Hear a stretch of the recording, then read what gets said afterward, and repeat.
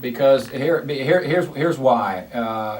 In my judgment, it's the most important insurance that you get.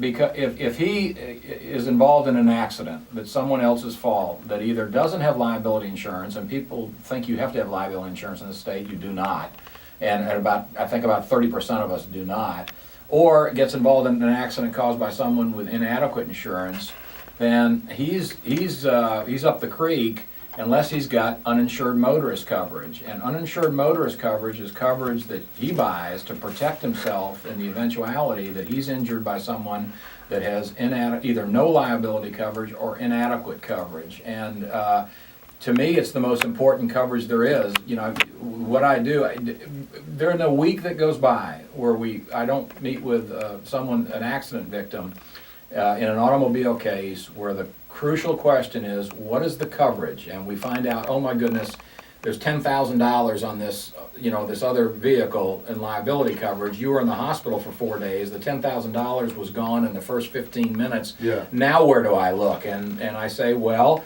hopefully you've purchased uninsured motorist coverage to protect yourself, and if you have more than one vehicle in the family, hopefully it's stacking coverage. Stacking coverage means that if, let's say you have two vehicles insured under the same policy and you have stacking coverage of 100, 300, all right?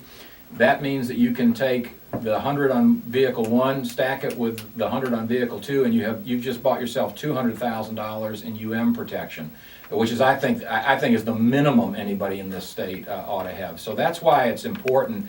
He should, and UM coverage costs a few bucks a year, honestly, and it's a lot of people decide, well, I'm going to save those few bucks, and get UM coverage less, either don't get it or get it less than my liability coverage, you get non-stack coverage, and they live to regret that day.